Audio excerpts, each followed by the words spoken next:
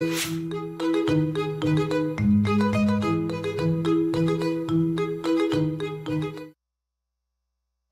토크합니다 시간입니다. 화요일마다 만나는 분 있죠. 화요일의 남자.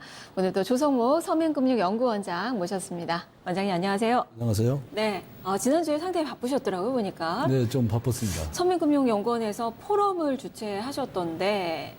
예, 그렇죠. 네, 주제가 한국 경제에서 서민금융의 역할과 미래예요. 상당히 의미 있는 시간이었을 것 같아요. 이제 서민금융이 화두가 되다 보니까 우리나라 최대 그 학회인 한국경제학회에서 저희 이제 신생 그 연구원을 연구원과 공동으로 포럼을 개최하게 됐습니다. 네. 그래서 이제 은행부터 뭐 비제도 금융까지 취급하는 7개 네. 기관에서 이제 우수 사례를 발표를 했고요.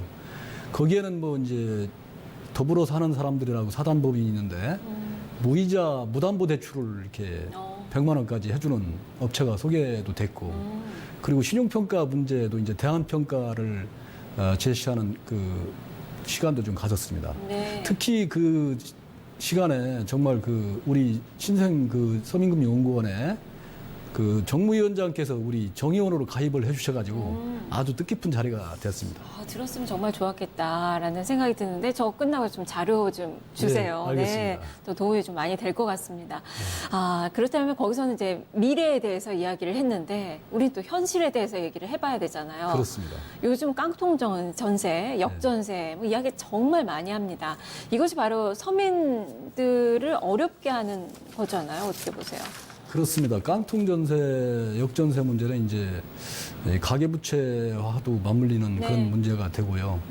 깡통 전세라 하면은 이제 그 집을 처분해가지고도 전세금을 돌려받을 수 없는 상태, 그 상황을 말하는 것이고, 역전세라는 건 내가 그 보증금으로 낸 돈을 그 전세값이 떨어지다 보니까 이제 주인한테 거꾸로 돌려받는 경우. 받아야 되죠. 뭐 이거를 역전세라고 이렇게 표현을 하는데요. 지금 전국 2년 전에 비해서 이제 전세가가 평균 40% 정도가 지금 떨어졌다고 합니다. 그래서 이제 지방이 더 심하고 이제 서울 같은 데는 이제 한 30% 정도 떨어지고 이렇게 나타나고 있는데요. 이것들이 이제 어떻게 보면 서민이지 않습니까? 서민이기 때문에 이 의식주와 관련된 문제예요. 그래서 실제 이게 그럼 누구의 책임이냐? 이게 뭐 물론 이제 당사자가 선택을 잘못한 책임 가장 크겠지만 어쨌든 그 부동산 정책이 이제 왔다 갔다 한 측면, 그리고 금융회사 측면에서는 또 어떤 쏠림 대출, 뭐 은행만 해도 92조 원씩 되니까 이런 것들이 이제 전체적으로 좀 그 문제될 소지가 있어서 정부에서도 좀 들여다보고 있는 걸로 알고 있습니다. 정말 이제 뭐 부동산이 올라도 문제, 내려도 문제, 지금 뭐 여러 가지 문제가 있네요.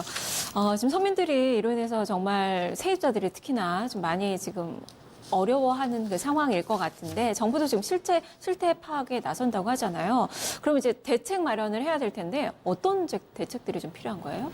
글쎄요, 지금 이제 전세금을 돌려받지 못할 경우에 은행 대출금을 갚지 못할 경우에 경매를 이제 들어가거든요. 금융기관에서. 그 금융기관이 이제 3개월 정도 유예를 해주고 있는데 그 기간을 기간을 좀 늘려주는 방법이라든가 아니면 그 세일 앤 리스백이라고 해가지고 이제 빚을 갚지 원리금 상환이 어려운 분들 이런 한계 채무자들 대상으로 해서 은행에다 이제 일시적으로 집을 파는 겁니다. 5년 동안 이제 팔고 나서 5년 뒤에 다시 되사는 그런 제도를 이제 확대를 좀 한다든가. 전에 키워드로도 나왔어요. 세일 앤 리스백. 하나 또 배워갑니다. 그리고 또 하나는 이제 지금 전세금 반환 보증이 있습니다. 전세금 반환 보증을 좀 확대시켜야 된다든가 이런 여러 가지 대책들을 고민해 볼 수 있겠습니다. 네, 무엇보다 뭐 사후 대처보다도 예방이 더 중요하잖아요. 네, 그렇습니다. 세입자들은 어떻게 대처를 해야 되는 거예요? 우선은 이 전세 집을 구할 때 이 집이 법률상 주거할 수 있는 주택인지를 먼저 봐야 되고요. 법률적으로. 두 번째는 그 세입자의 그 권리를 제약하는 그런 문제가 없는지 살펴볼 필요가 있습니다. 예를 들어서 뭐 가압류라든가 뭐 등기 뭐 설정이 돼 있다든가 이랬을 경우에는 이제 나중에 이제 제약을 받을 수 있기 때문에 그다음에 이제 전세를 구했을 때는 가장 중요한 것이 이제 주택 도시공사의 이제 그 보험, 전세금 반환 보증? 주택 도시 보증공사에 네. 아니면 이제 또 서울 보증보험 네. 이런데 이제 전세금 반환 보증을 가입하는 게 좋습니다. 그거 미리 들어놓는 게 그렇습니다. 그래서 이제 네. 주인이 전세금을 돌려주지 못할 경우는 이제 보증공사에서 이제 대신 지급을 해주거든요. 네. 피해를 근데 예방할 이제 수 있는 이게 거네요. 네. 일반인들이 생각할 때는 이제 나는 그 주인 동의를 못 받으니까 안 되지 않나? 이게 또 주인이 또 네, 사인을 뭐 해줘야 이렇게 생각할 되나요? 수 있는데 네. 작년 2월부터 그게 이제 바뀌어가지고 주인 동의가 없어도 가능하고요. 세입자만 서류를 준비하면 되는 예, 그렇습니다. 거죠? 또 어떤 분들은 나는 이제 이미 입주를 했으니까 안 되는 거 아닌가 생각할 수 있는데 입주를 했어도 네. 그 잔여 기간이 한 2분의 1 절반 이상 남아있다면 절반 이상 남아있다면 가능합니다. 그래서 그런 그 보증보험을 통해서 구제를 받을 수 있는 게 가장 좋고요. 네. 또 하나는 이제 임차권 등기 명령을 신청하는 겁니다. 법원에다가. 이거는 이제 실질적으로 그 권리를 나중에 이제 배당했을 때 배당도 네. 받을 수 있고 이렇게 할 수 있는데 이 법원에 신청하는 거는 시간이 조금 많이 걸리는 그런 부담이 좀 있습니다. 이 방송 잘 들으셔서 또 피해가 없도록 또 예방을 하셔야 될 것 같아요. 그리고 또 다른 얘기가 될 텐데 최근에 이자를 감면해주는 이제 채권 감면도 있지만 또 소각이 있잖아요. 네. 뭐 우리가 파산했다라는 그 이야기들도 있는데 그렇게 되면은 이제 이런 채권 소각하는 경우 이런 경우에는 정말 열심히 일해서 우리 연예인들도 열심히 빚을 갚는 연예인들이 좀 많이 있는데 그런 분들이 좀 피해가 아닌가 오히려 더 손해가 아닌가라는 생각도 들거든요. 그건 어떻게 보세요? 물론 그렇게 생각하실 수도 있습니다. 그런데 이제 그 작년에 연초에 장기 소액 연체자 그 채무 일괄 감면을 기억하실 겁니다. 네네. 그때 논쟁이 뜨거웠죠. 뭐 도덕적 해이 문제 이런 문제가 뜨거웠었는데요. 이 채무자를 도와줘가지고 재기를 돕는 데는 이의 제기를 하시는 분이 없었겠지만 네. 과도한 채무 감면은 또 이제 아까 말씀하신 대로 네네네. 문제가 제기될 수가 있습니다. 예를 들어서 잘 갚는 분들이 이제 채무 상환 의지가 떨어진다든지 그렇죠. 아니면 금융회사가 뭐 대출 관행을 이제 바꿔가지고 대출을 깐깐하게 해서 대출을 안 해준다든지 네. 이런 행태 변화가 올 수가 있거든요. 그래서 상당히 좀 위험하기도 한데요. 저희들이 2000년대 초반부터 이제 개인 워크아웃이라든가 개인 희생제도가 도입이 됐지 않습니까? 사실 그때는 뭐 원금 감면은 감히 생각도 못했어요. 이자 정도만 이렇게 해줬는데 지금은 이제 많이 그게 확대가 돼가지고 이제 일부 원금 감면도 하고 있습니다만은 네. 아직까지는 그렇게 이제 빚은 무조건 빌렸으면 갚아야지 이런 의식이 아직까지는 살아 있고요.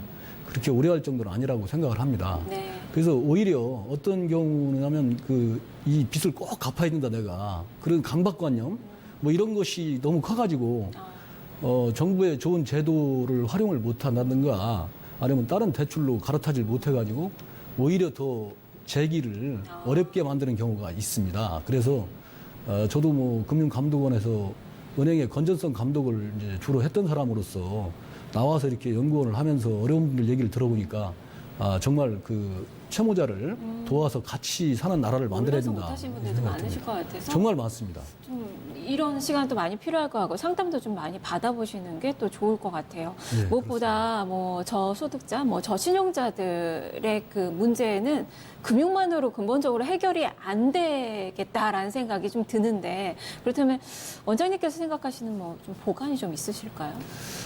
글쎄요, 뭐 보관이라고까지는 말씀드리기 어렵고요. 금융이라는 건 한계가 있죠. 네. 돈을 빌려가지고 쓰는 거는 사실은 일시적인 처방에 불과하고요. 그 효과도 그렇게 오래 갈 수가 없습니다. 네, 그래서 근본적으로는 이제 그 복지하고 이렇게 같이 가져야 되거든요. 그래서 뭐 제일 중요한 일자리라든가 소득 창출, 뭐 어떤 의료 뭐 이런 것까지 같이 지원이 돼야만 완벽한 그런 네. 그 구제 활동이 되지 않을까 이렇게 생각을 합니다. 네. 그만큼 원장님께서 하실 일이 또 앞으로 많아지시겠어요. 지금 실질적으로 연체자들도 엄청 많죠. 그렇습니다. 뭐 그 지금 세 곳 이상으로부터 돈을 빌린 분들이 한 그 500조 원이 넘으니까요. 그래서 앞으로 이제 이 채무 문제는 어떻게 보면 우리 국가 경제를 흔들 수 있는 그런 우려가 있기 때문에 정부에서도 바짝 긴장하고 지금 관리를 하고 있습니다. 상담 네트워크 구축이 뭐 이야기 들어보니까 정말 필요하겠구나라는 생각도 좀 많이 가져보게 되네요. 그렇습니다. 네. 저희들 그래서 이제 그 처음으로 금융 주치 협동조합을 만들었고요. 이거 채무를 치유하는 그 의사 조합을 만들었고 우리 연구원이 관악구에 있어요. 그래서 지금 관악구청하고 최초로 협의를 좀 진행할 예정입니다. 알겠습니다. 말씀 잘 들었습니다. 네, 감사합니다. 네, 오늘도 토크합니다. 조성모 원장과 이야기 나눠봤습니다. 여기서 토크합니다. 오늘 또 퀴즈 또 시간 갖겠습니다. 어제 정답부터 좀 공개를 해드릴게요. 자, 어제 정답은 LCC입니다. 안바사님 축하드립니다. 선물 보내드리도록 하겠습니다. 오늘의 문제 이어서 드릴게요. 임차한 주택이 경매로 넘어가 아파트에 전세로 들어간 사람이 전세 보증금을 몽땅 날릴 처지에 놓여 있는 경우로 전세가 매매가의 격차가 줄어들면서 나타나는 현상은 무엇일까요? 오늘 방송에서도 이야기가 됐던 부분입니다. 정답 올려주시고요. 뉴스토마토 유튜브 페이지에 정답 올려주시면 되는데요. 먼저 유튜브 페이지에 오셔서 회원 가입하시고 구독하시고 그리고 정답을 이메일 주소와 함께 올려주시면 됩니다. 선정되신 분께는 비방대 선글라스 보내드리도록 하겠습니다. 많은 참여 기다리고 있겠습니다. 자, 지금까지 토크합니다 함께 하셨습니다.